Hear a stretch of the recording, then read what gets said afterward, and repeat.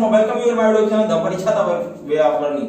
Friends, आज हम बात करने जा रहे हैं प्रोनाउन के नए टाइप्स के बारे में, जो कि रिफ्लेक्सिव प्रोनाउन है, जिसे हिंदी व्याकरण में हम निजवाचक सर्वनाम के नाम से भी जानते हैं। आज हम उसी के बारे में, रिफ्लेक्सिव प्रोनाउन के बारे में हम डिटेल में एग्जांपल विद कांसेप्ट के साथ आज हम बात करेंगे। दोस्तों, मुझे उम्मीद है आपको इस वीडियो को आप अंत तक देखिए, आपका हर एक कंसेप्ट रिफ्लेक्सिव प्रोनाउन का क्लियर हो जाएगा और आपका एक भी एग्जाम में कोई भी एरर नहीं होगा, कोई भी गलती नहीं होगी क्वेश्चंस में। तो आज हम रिफ्लेक्सिव प्रोनाउन के बारे में डिटेल में बात करेंगे।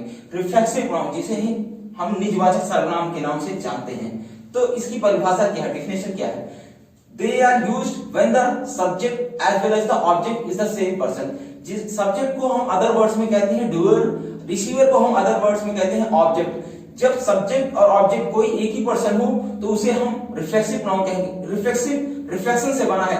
जब कोई चीज अगर रिफ्लेक्ट होके जाए और वापस वहीं आ जाए तो उसे हम रिफ्लेक्शन कहते हैं। अगर कोई चीज जाए और वो वापस ना आए तो उसे हम रिफ्लेक्शन कहेंगे। जो पास ऑब्जेक्ट को पास कर जाता है, तो जो क्या नाम है, रिफ्लेक्ट होकर वापस ना आए उसे हम रिफ्लेक्शन कहते हैं, और जो वापस आ जाए उसे रिफ्लेक्शन। इसी से बना है reflexive, same as followed in English में भी एक यही नियम फॉलो होता है। तो आज हम बात करेंगे रिफ्लेक्सिव प्रोनाउन।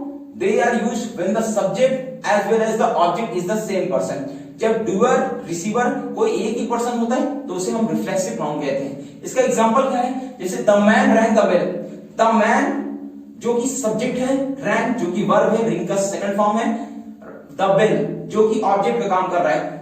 यहां सब्जेक्ट ऑब्जेक्ट दो अलग अलग पर्सन है। सेंटेंस पूरी तरीके से सही है, पर ये रिफ्लेक्सिव प्रोनाउन नहीं, क्योंकि रिफ्लेक्सिव प्रोनाउन कोई एक सब्जेक्ट या एक ऑब्जेक्ट होता है, एक ही पर्सन होता है, तो उसे हम रिफ्लेक्सिव प्रोनाउन कहते हैं। जैसे हम रिफ्लेक्सिव प्रोनाउन क्या क्या होते हैं, इनके कितने टाइप्स होते हैं, इनके बारे में हम बात करेंगे। रिफ्लेक्सिव प्रोनाउन जैसे आई का सब्जेक्टिव केस का रिफ्लेक्सिव प्रोनाउन बनता है। आई का माई सेल्फ, वी का आवर सेल्फ, दे का देमसेल्फ, इट का इटसेल्फ, हर का हर सेल्फ।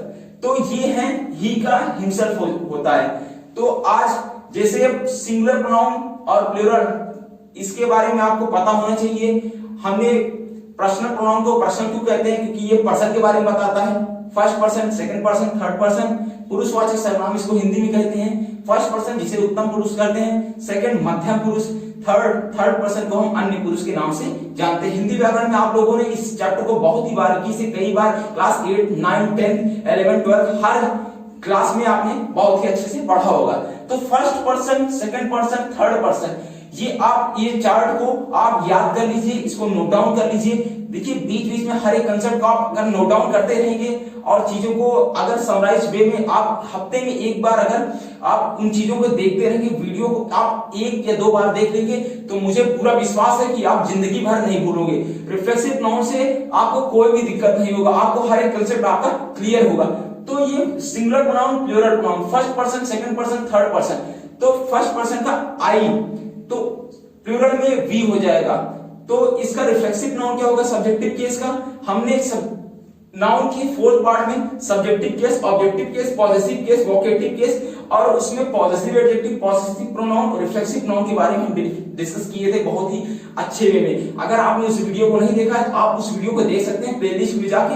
प्लेलिस्ट में आपको नाउन का 4th वीडियो और उसके बाद प्रोनाउन के जितने भी टाइप्स हैं उनके बारे में हमने डिस्कस किया है। अगर बेसिक से आप पढ़ना चाहते हैं, पार्ट्स ऑफ स्पीच से स्टार्ट कर सकते हैं आप, क्योंकि पार्ट्स ऑफ स्पीच ग्रामर का सबसे बेसिक होता है। अगर आपको बिल्डिंग हाई बनाना है, बिल्डिंग ऊंची बनाना है, तो आपको नींव मजबूत करना होगा। If you want to reach your building so high, then you have to strong your pillar.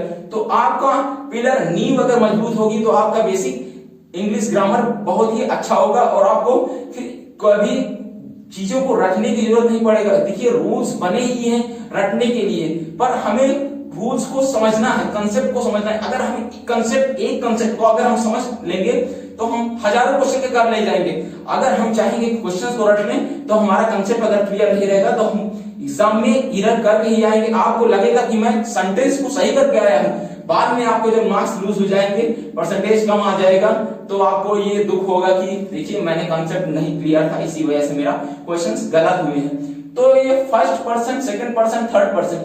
First person में सिंगुलर में आई होता है, प्लूरल में बी होता है। सेकंड पर्सन यू सिंगुलर भी होता है, प्लूरल भी होता है। इसके पहले की वीडियो में हमने डिस्कस किया था कि दाऊद होता था जो सिंगुलर होता था, यू प्लूरल होता था, जो कि दाऊद को डिलीट कर दिया गया है। अब यू जो कि सिंगुलर भी होता है, प्लूरल भी होता है। थर्ड पर्सन में ही जिसका रिफ्लेक्सिव नाउन होता है हिमसेल्फ, सी जिसका रिफ्लेक्सिव नाउन हरसेल्फ होता है, इट जिसका रिफ्लेक्सिव नाउन इटसेल्फ होता है।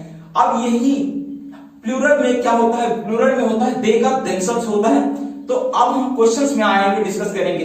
जैसे हमने एग्जांपल दिया था इसके पहले the man rang the bell. यहां द मैन जो था ये सब्जेक्ट था, डूअर का कार्य कर रहा था।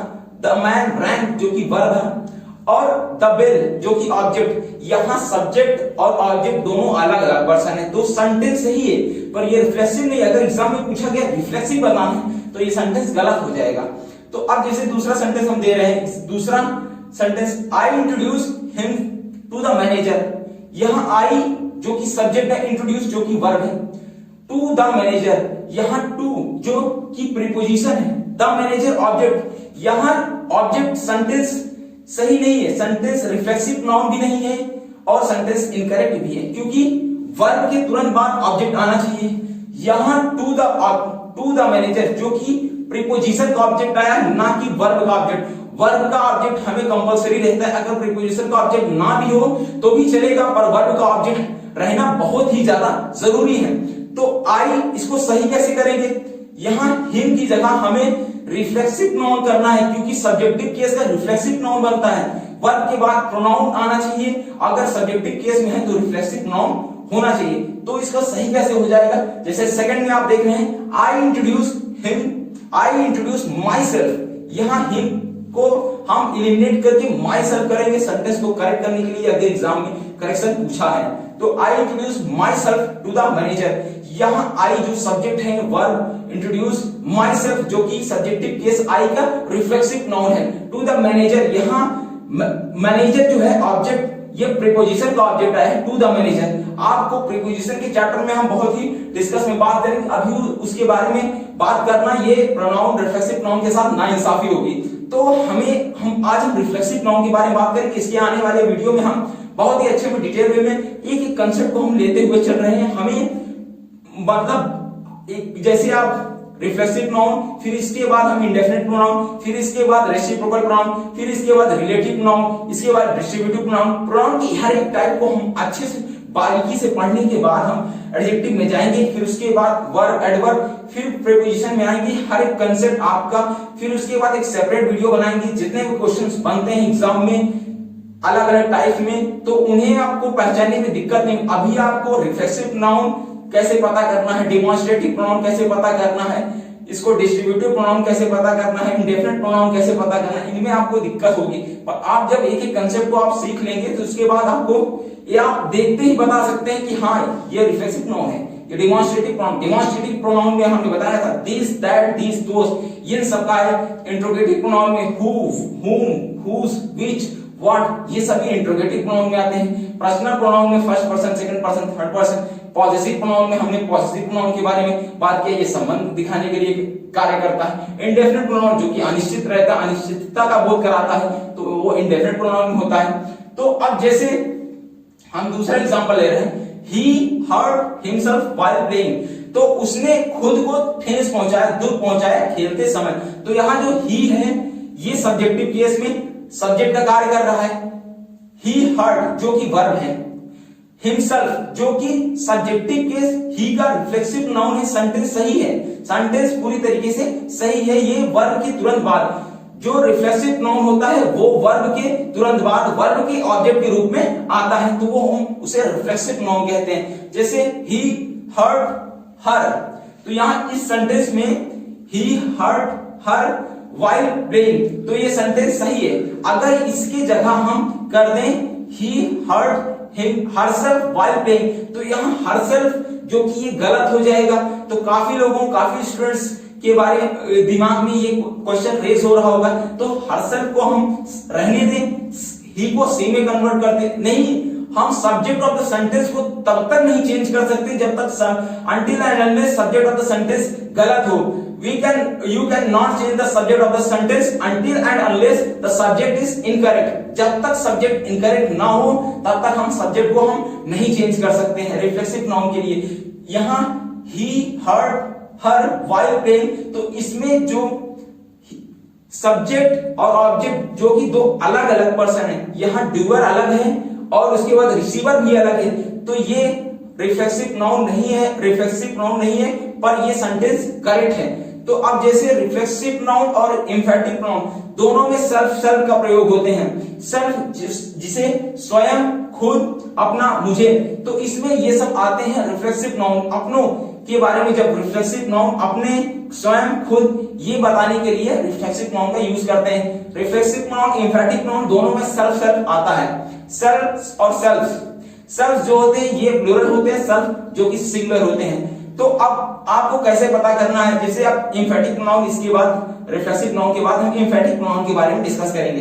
तो आपको कैसे पहचानेंगे कि रिफ्लेक्सिव कौन सा है, कौन सा एम्फैटिक नाउन है, इसके बारे में हम अब बात करेंगे। तो अब जैसे रिफ्लेक्सिव नाउन का एग्जांपल दे रहे हैं और एम्फैटिक नाउन, तो आपको अच्छे से क्लियर हो जाएगा। जैसे पहला एग्जांपल है, I introduce myself to the manager. तो यहाँ I introduce myself to the manager, यहाँ आई जो है ये सब्जेक्टिव केस है, इंट्रोड्यूस जो कि वर्ब है, माई सेल्फ जो कि ऑब्जेक्ट, किसका, वर्ब का ऑब्जेक्ट आया है, टू द मैनेजर भी ऑब्जेक्ट है, पर किसका ऑब्जेक्ट है, प्रीपोजिशन का ऑब्जेक्ट है। जो वर्ब के तुरंत बाद आ जाए तो उसे हम रिफ्लेक्सिव नाउन में कंसीडर करेंगे, ना कि एम्फैटिक नाउन में। एम्फैटिक नाउन का जैसे एग्जांपल है, I myself introduce to the manager, मैंने खुद का परिचय मैनेजर से करवाया। मतलब और फर्स्ट सेंटेंस में क्या है, I introduce myself to the, मतलब मैंने अपना परिचय मैनेजर से करवाया। मैंने सेकंड एग्जांपल में मैं खुद ही अपना परिचय मैनेजर से करवाया। तो ये अंतर है रिफ्लेक्सिव और एम्फैटिक। एम्फैटिक में जोर देते हुए, दबाव देते हुए, एम्फसाइज, प्रेशराइज, एक्सर्ट करते हुए चीजों को बोला, मैं खुद ही ये काम करूंगा। जैसे example, I will do it my self, मैं ये काम खुद ही करूंगा। तो इसमें क्रिया के बाद यूज हुआ है, यूज किया गया है इसका। तो अब जैसे second example, I my self will do it, मैं खुद ही ये काम करूंगा।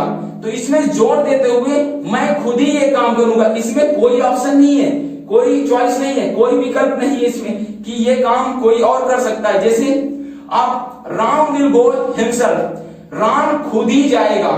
तो इसमें राम विल गो हिमसेल्फ, मैं ये काम खुद ही करूंगा, I will do it my self. और इसमें जैसे Ram himself will go, Ram खुद ही जाएगा। और इसमें अब राम के पास कोई विकल्प नहीं है कि सुरेश, दिनेश, महेश, राजेश कोई जा सकता है। जैसे अब गार्जियन घर में बोल दिए, जैसे ये काम तुम खुद ही करोगे, तो अब उसमें हमारे पास कोई विकल्प नहीं है कि मैं कोई और कर सकता है, मुझे खुद ही करना पड़ेगा। जब किसी चीज को दबाव देते हुए, प्रेशराइज करते हुए कहा जाए तो उसे हम एम्फैटिक नाउन में हम इंक्लूड करेंगे। अगर वर्ब के पहले एम्फैटिक नाउन आता है, अगर एम्फैटिक नाउन ना भी आए तो भी सेंटेंस हमारा करेक्ट रहेगा। जैसे you will go to Delhi yourself, आप दिल्ली खुद जाओगे।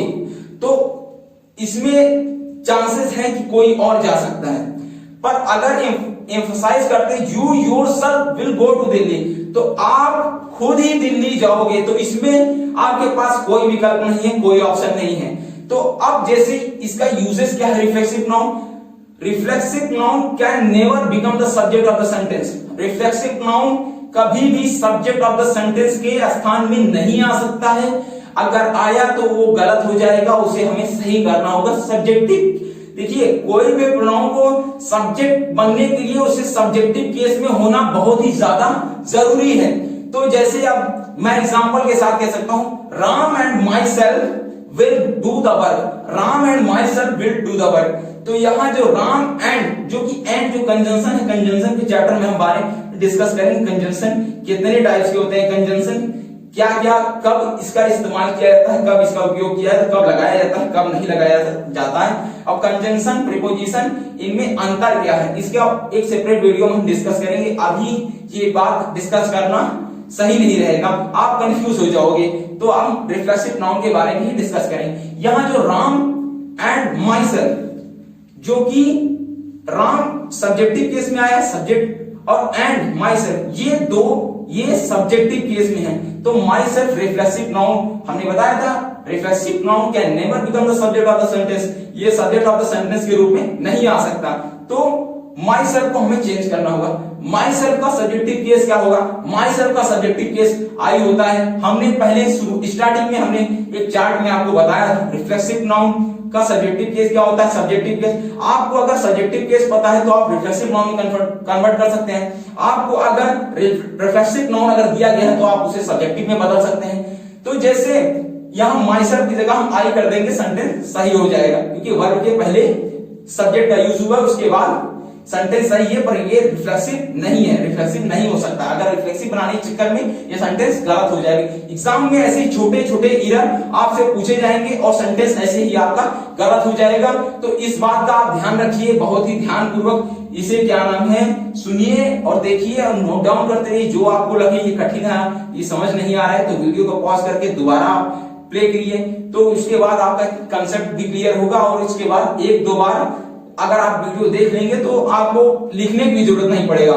तो अब जैसे आप कभी इंटरव्यू में जाते हैं और इंटरव्यूअर जनरली ज्यादातर इंटरव्यू में सबसे पहला क्वेश्चन ये रहता है इंट्रोड्यूस योरसेल्फ, इंट्रोड्यूस योरसेल्फ। तो इसमें introduce yourself, tell me something about yourself, अपने बारे में आप कुछ बताइए। तो सबसे पहला क्वेश्चन हर इंटरव्यू में रहता है और इंटरव्यूअर सबसे पहला क्वेश्चन यही पूछता है, tell me something about yourself, introduce yourself. तो ज्यादातर आम लोग, काफी लोग यही क्या नाम है सीखे रहते हैं और ज्यादा स्पोकन वगैरह में यही पढ़ाया जाता है। तो स्टार्टिंग में अपना क्या नाम है थोड़ा अट्रैक्टिव वे में देने के लिए लोग ऐसे बोलते हैं my self this and this, my self so and so.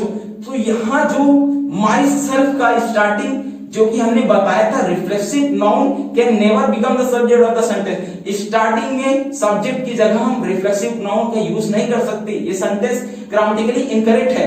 देखिए आम बोलचाल भाषा में ये सही रहेगा, पर आप कभी इंटरव्यू जो लेता रहेगा इंटरव्यूअर, तो वो समझ जाएगा कि आपने कहा इंग्लिश बेसिक बहुत ही गड़बड़ है, तो आपका मार्क्स भी लूज हो सकते हैं। अगर इंटरव्यूअर अच्छा रहेगा तो वो दे सकता है मार्क्स, नहीं तो आपका नंबर आपका लूज हो जाएगा। यही पॉइंट आपको नोट डाउन करना होगा। आपको आज के बाद कभी भी माई सेल्फ से स्टार्टिंग अपना परिचय नहीं देना है, इंट्रोड्यूस नहीं करना है, क्योंकि ये ग्रामेटिकली इनकरेक्ट है। माई सेल्फ की जगह आप कह सकते हैं I am Hrithik Sharma, my name is Hrithik Sharma, ये सही है, पर माई सेल्फ का इंट्रोडक्शन आपको माई सेल्फ से नहीं स्टार्ट करना।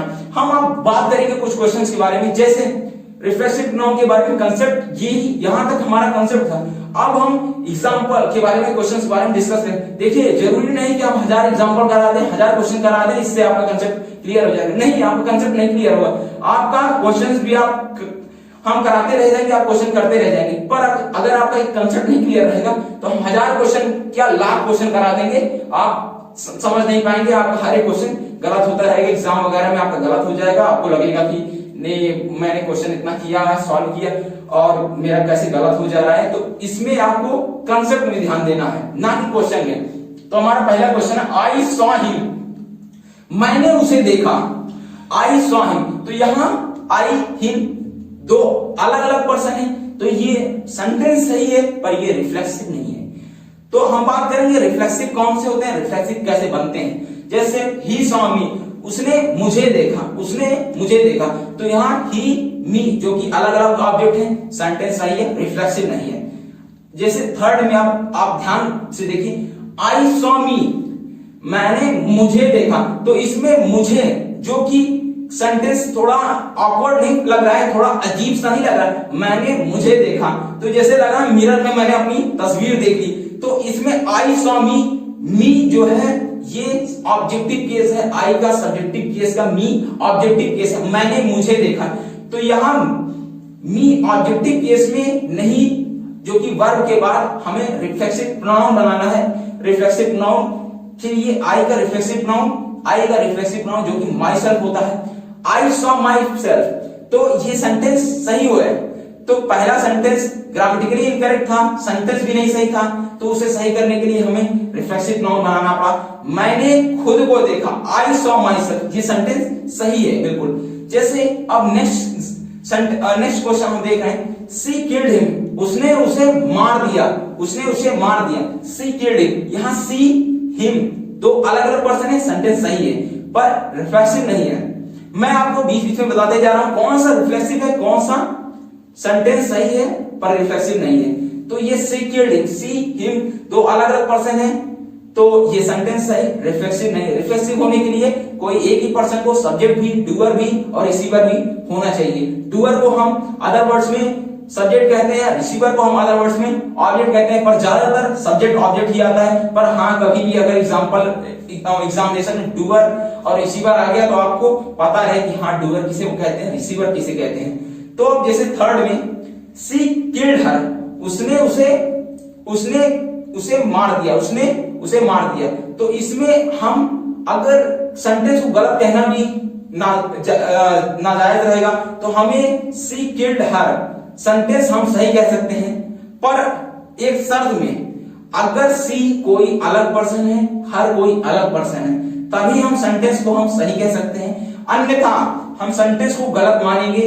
अगर हमें ये पता रहेगा, अगर हमें पहले से ये पता रहेगा सी एक ही पर्सन है, हर एक ही पर्सन है, तो ये सेंटेंस गलत हो जाएगा, क्योंकि सब्जेक्टिव केस का रिफ्लेक्सिव नाउन बनता है, ना कि ऑब्जेक्टिव। तो ये हर के जगह हम हरसेल्फ का उपयोग करेंगे। जैसे उसने खुद को मार दिया, उसने खुद ही को मार दिया, तो ये सेंटेंस रिफ्लेक्सिव नाउन में जाएगा, सेंटेंस सही है। तो हम ये, अगर हमें पहले से नहीं पता है कि वो किस केस में है, ऑब्जेक्टिव में है कि सब्जेक्टिव रिफ्लेक्सिव में है, अगर एक ही पर्सन है तो हम रिफ्लेक्सिव बना सकते हैं। जैसे I am talking to you, मैं आपसे बात कर रहा हूं, I am talking to you, तो यहां आई यू दो अलग अलग सब्जेक्ट ऑब्जेक्ट, दो अलग अलग पर्सन है, तो ये सेंटेंस सही है पर रिफ्लेक्सिव नहीं है। तो he is talking to me, वो मुझसे बात कर रहे हैं, तो यहां ही टॉकिंग टू मी, मी जो कि ऑब्जेक्ट है, यहां सब्जेक्ट ऑब्जेक्ट दो अलग अलग पर्सन है, सेंटेंस सही है, रिफ्लेक्सिव नहीं है। तो मैं बता रहा हूं बार बार कौन सा रिफ्लेक्सिव है, कौन सा रिफ्लेक्सिव नहीं। मैं एग्जांपल दे रहा हूं, इसके साथ आपको क्लियर होगा कि हाँ रिफ्लेक्सिव कैसे पहचानना है, कि सेंटेंस में रिफ्लेक्सिव कैसे होगा। तो I am talking to me, मैं मुझसे बात कर रहा हूं, तो ये ऑकवर्ड, देखिए सेंटेंस बोलने में लोग समझ भी जाएंगे हाँ, पर ये सेंटेंस इनकरेक्ट है ग्रामेटिकली। देखिए कोई भी सेंटेंस, इंग्लिश का कोई भी सेंटेंस सही होने के लिए दो चीज बहुत ही ज्यादा जरूरी होता है, बहुत ही ज्यादा अनिवार्य होता है। आप इसे मतलब ध्यान में रखिए, ग्रामेटिकली करेक्ट होना चाहिए। सेंटेंस करेक्ट होने के लिए, कोई भी इंग्लिश का सेंटेंस करेक्ट होने के लिए हमें ग्रामेटिकली करेक्ट होना चाहिए, उसके साथ साथ कॉन्टेक्स्ट सही होना चाहिए। कॉन्टेक्स्ट सही है, ग्रामेटिकली इनकरेक्ट है, सेंटेंस गलत माना जाएगा। अगर हमारा ग्रामेटिकली सही है, कॉन्टेक्स्ट गलत है, तो भी सेंटेंस गलत माना जाएगा। तो हमें दोनों चीज सही होना चाहिए, ग्रामेटिकली करेक्ट भी होना चाहिए और कॉन्टेक्स्ट भी सही होना चाहिए। जैसे I am talking to myself, मैं खुद ही से बात कर रहा हूं, तो यहां रिफ्लेक्सिव नाउन है, सेंटेंस सही है। सी लव्स मी, वो मुझसे प्यार करती है, यहां सी मी दो अलग अलग पर्सन है, सी सब्जेक्ट मी ऑब्जेक्ट। अब आप ये पहचान लेंगे कि हाँ सब्जेक्ट क्या होता है, ऑब्जेक्ट क्या होता है, वर्ब क्या होता है। लव जो कि ये वर्ब में आता है, लाइक जो कि ये वर्ब में आता है।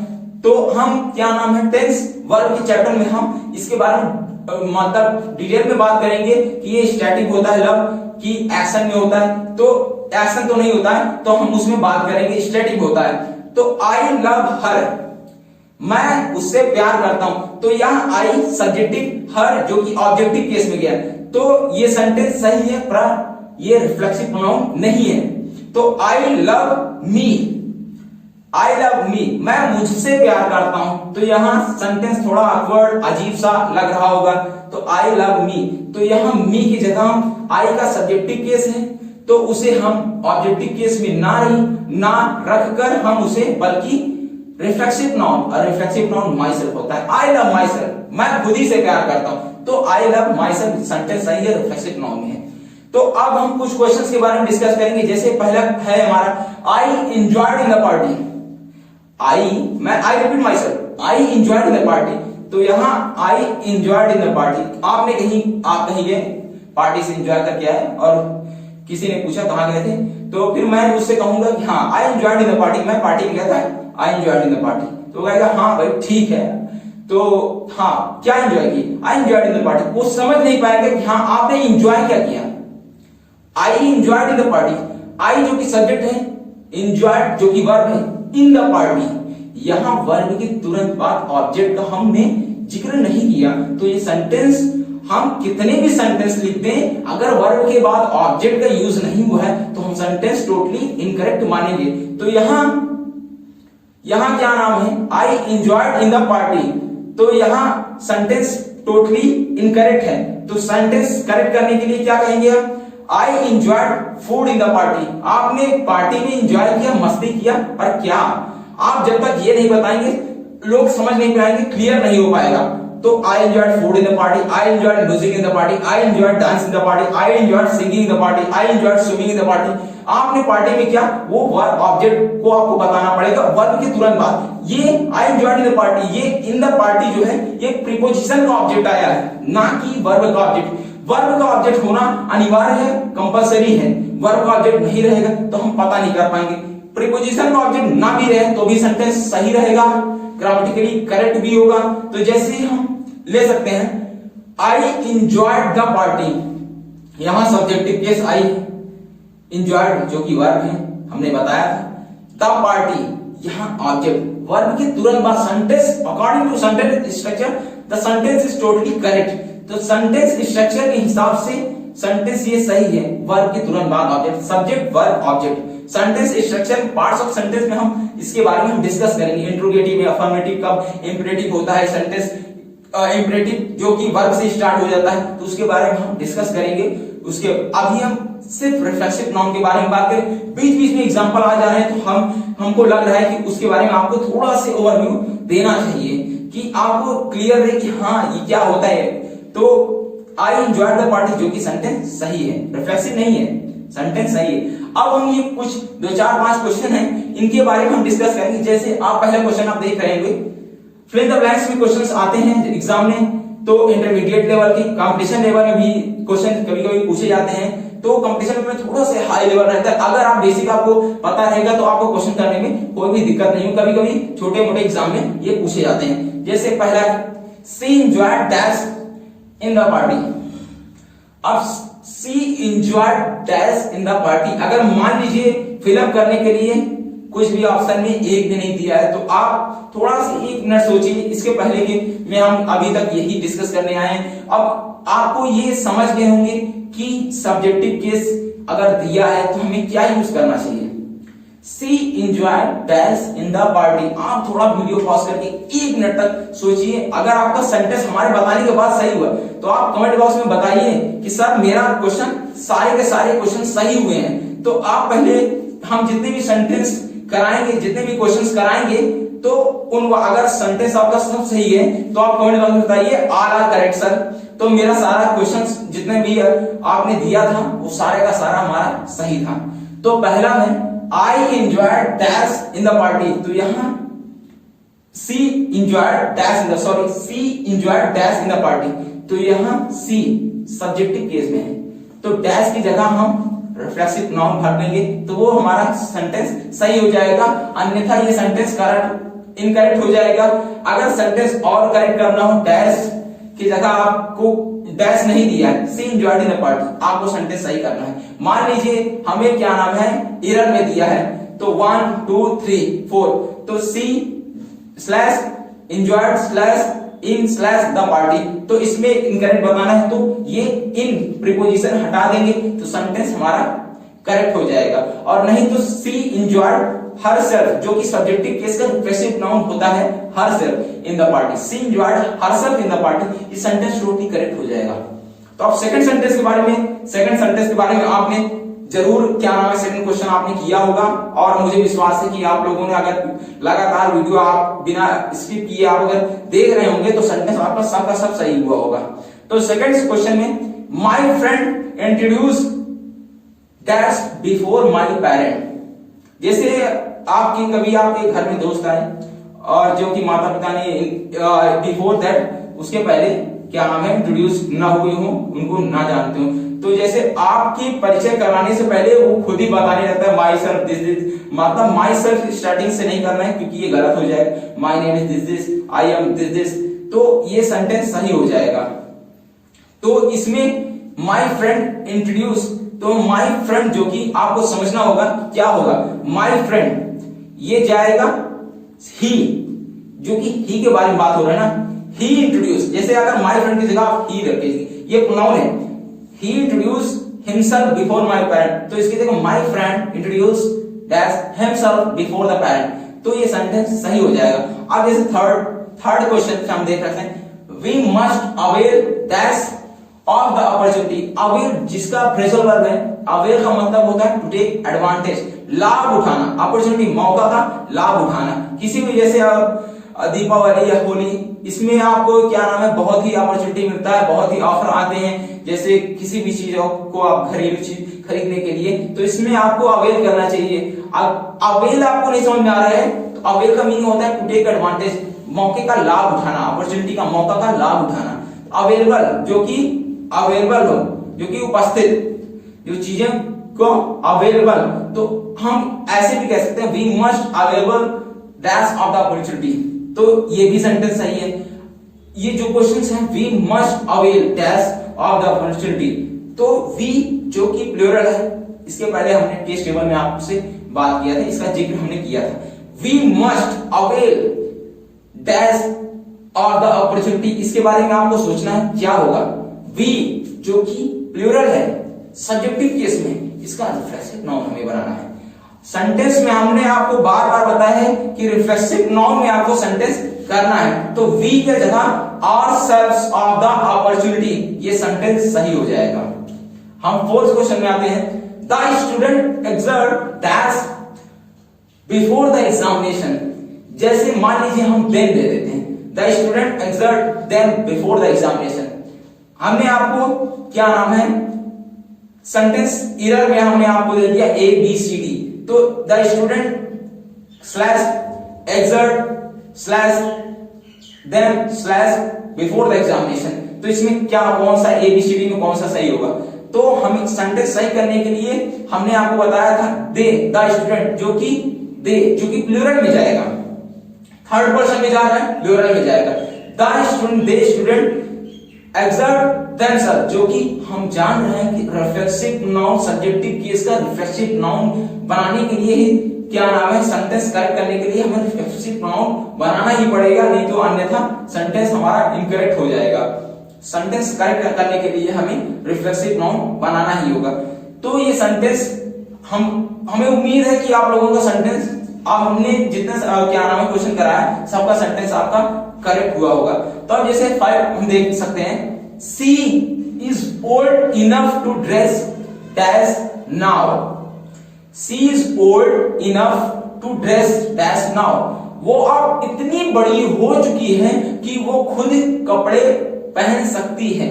सी जो सब्जेक्टिव केस है, आप तुरंत आप बता सकते हैं सी सब्जेक्टिव केस है, रिफ्लेक्सिव नाउन क्या होगा, सी का रिफ्लेक्सिव नाउन होगा हरसेल्फ। तो इसमें she is old enough to dress herself now, वो इतनी बड़ी हो चुकी है कि वो खाना खुद बना सकती है, वो इतनी बड़ी हो चुकी है कि वो बाहर खुद घूम सकती है। तो ऐसी सेंटेंस आपको एग्जामिनेशन में पूछे जाएंगे, और अगर आप इस वीडियो को पूरा देखे हुए हैं तो आपका 100% के साथ में कह सकता हूं हर एक क्वेश्चन आपका सही होगा, आपको कोई भी क्वेश्चंस में डाउट नहीं होंगे, डाउट किसी भी क्वेश्चंस में नहीं होगा, हर एक क्वेश्चन आपका सही जाएगा। तो अब जैसे लास्ट 6th वन हम देख क्वेश्चंस करते हैं, सी ऋण डैश, सी ऋण डैश, तो इसमें हमें सी जो कि ऋण जो कि वर्ब के बाद तुरंत ऑब्जेक्ट आता है, ऑब्जेक्ट किसका रहेगा, ऑब्जेक्ट अगर सब्जेक्टिव केस में है तो ऑब्जेक्ट रिफ्लेक्सिव नाउन रहेगा, रिफ्लेक्सिव नाउन का ऑब्जेक्ट रहेगा तभी सेंटेंस सही होगा, नहीं तो सेंटेंस सी ऋण हर, ये भी सेंटेंस सही है, इसे गलत कहना तब तक ठीक नहीं रहेगा जब तक आपको पता नहीं है कि सी और हर दो अलग अलग पर्सन है। अगर ये एक ही पर्सन हो तो रिफ्लेक्सिव नाउन में बताया गया एक पर्सन के लिए हम सब्जेक्ट और ऑब्जेक्ट दोनों सेम होगा तभी क्या नाम है, रिफ्लेक्सिव नाउन होगा। अगर दो अलग अलग ऑब्जेक्ट हैं सेंटेंस सही है, सी ऋण हर, सी अलग पर्सन कोई है, हर कोई अलग पर्सन है, तो सही है सेंटेंस। अगर सी हर कोई एक ही पर्सन है तो सेंटेंस ये इनकरेक्ट जाएगा, सी ऋण हर सेल्फ हो जाएगा क्योंकि सब्जेक्टिव केस का रिफ्लेक्सिव नाउन ही बनता है। तो सी ऋण हर सेल्फ, उसने उसने खुद ही को बर्बाद कर दिया। तो ये सेंटेंस यहां तक हमने आपको, अब रिफ्लेक्सिव प्रोनाउन के सारे सेंटेंस के बारे में हमने डिस्कस किया बहुत ही डिटेल वे में। अब हम एम्फैटिक प्रोनाउन के बारे में हम बात करेंगे। एम्फैटिक प्रोनाउन और रिफ्लेक्सिव प्रोनाउन के डिफरेंस के बारे में हम बात करेंगे। तब तक आप इस वीडियो को क्या नाम है, आप इस सारे क्वेश्चंस को नोट डाउन कर लीजिए एक बार। अगर आपने क्या नाम है फिर से बैक करके, अगर आप समझ में नहीं आया है, 6 क्वेश्चन है। देखिए क्वेश्चन हम 1-2 भी करवाएं तो भी सही जाएगा, हमें कंसेप्ट क्लियर होना चाहिए। हमारा कंसेप्ट अगर क्लियर है तो हम हजारों क्वेश्चन कर ले जाएंगे, लाखों क्वेश्चन कर ले जाएंगे, हम किताब लिख सकते हैं रिफ्लेक्सिव प्रोनाउन के बारे में। अगर हमारा कंसेप्ट अगर मजबूत रहेगा तो हम सारे क्वेश्चन कर सकते हैं।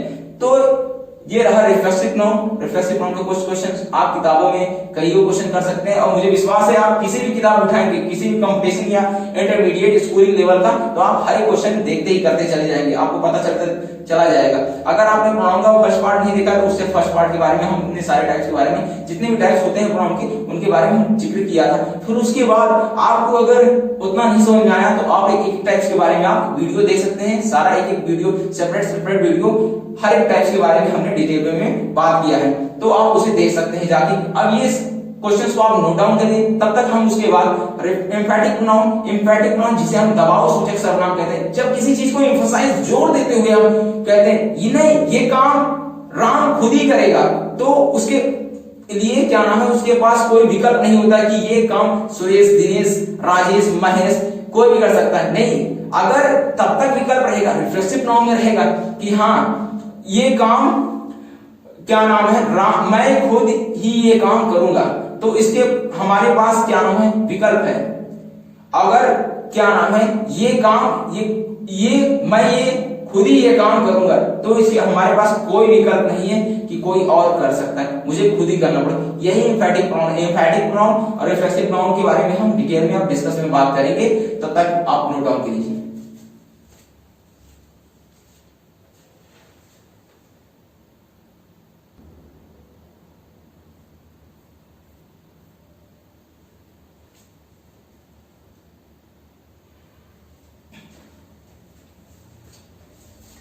अभी तक हमने बात किया था रिफ्लेक्सिव प्रोनाउन के बारे में, अब हम एम्फैटिक प्रोनाउन के बारे में डिस्कस करने जा रहे हैं। एम्फैटिक प्रोनाउन क्या है, हमने आपको बताया था। एम्फैटिक प्रोनाउन वो प्रोनाउन है जिसे हम दबाव देते हुए, इसे एम्फैटिक को एम्फसाइजिंग प्रोनाउन में कहा जाता है। एम्फैटिक जो कि एडजेक्टिव है, हम एडजेक्टिव चैप्टर में इसको डिस्कस करेंगे बहुत ही वेल एक्सप्लेनेशन के साथ। एडजेक्टिव का हर कंसेप्ट मैं बता रहा हूं। एडजेक्टिव आपने अगर एडजेक्टिव का वीडियो में इसके बाद प्रोनाउन के बाद एडजेक्टिव के बारे में डिस्कस करेंगे, तो अगर आप एडजेक्टिव पढ़ लेंगे तो मैं विश्वास के साथ कहता हूं आप कभी भी नहीं भूलेंगे एडजेक्टिव, प्रोनाउन, और उसके बाद टेंस का अगर आप वीडियो देख लेंगे तो उसके बाद आपको टेंस से रिलेटेड कभी भी कोई भी समस्या नहीं आएगी। हम एम्फैटिक प्रोनाउन एम्फसाइजिंग प्रोनाउन जिसे हम हिंदी में दबाव सूचक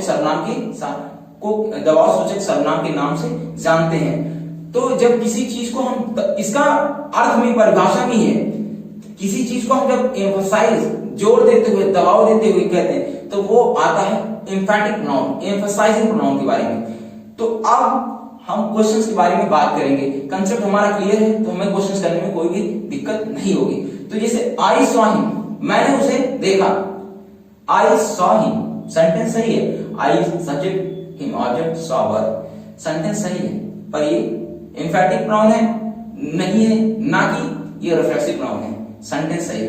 तो अब एम्फैटिक प्रोनाउन हमें बनाना है, तब हम कैसे कहें, वर्ब के तुरंत पहले हम ऑब्जेक्ट का यूज कर लेंगे सब्जेक्ट के बाद, और वर्ब के तुरंत पहले, तो वो चला जाएगा एम्फैटिक pronoun. I my self saw him, मैंने खुद ही उसे देखा था। आई माई सेल्फ सॉ हिम, यहां वर्ब के तुरंत पहले सब्जेक्ट के बाद, सब्जेक्ट वर्ब के पहले अगर आया तो फिर हम उसे एम्फैटिक प्रोनाउन में कंसीडर करेंगे। अगर माई सेल्फ ना भी हो तो भी सेंटेंस सही होगा, पर अगर एग्जामिनेशन में लिखा है आई सॉ हिम, इसे आप एम्फैटिक प्रोनाउन में मतलब बनाइए, तो आपको आई माई सेल्फ सॉ हिम करना होगा, ये सेंटेंस सही हो जाएगा। आप वर्ब के तुरंत पहले आप एम्फैटिक प्रोनाउन का यूज कर सकते हैं सेंटेंस को सही करने के लिए। अब जैसे नेक्स्ट क्वेश्चन के बारे में आते हैं। नेक्स्ट क्वेश्चन में आते हैं, शी इंस्पेक्टेड द हाउस, उसने घर की जांच की, उसने घर की जांच की। इंस्पेक्टेड मतलब जांच, इंस्पेक्टेड बना है इन्वेस्टिगेशन से, शब्द से। इन्वेस्टिगेशन वर्ड से बना है inspected. She inspected the house, उसने घर की जांच की। सेंटेंस सही है, सेंटेंस में कोई भी एरर नहीं है। पर हमें एम्फैटिक नाउन अगर लिखा है सेंटेंस में तो हम कहेंगे ये एम्फैटिक नाउन नहीं है, सेंटेंस गलत है। क्योंकि एम्फैटिक नाउन में आने के लिए ये वर्ब के पहले रिफ्लेक्सिव नाउन का यूज होना चाहिए। सेल्फ वर्ड जिसमें आते हैं वही रिफ्लेक्सिव नाउन, एम्फैटिक नाउन।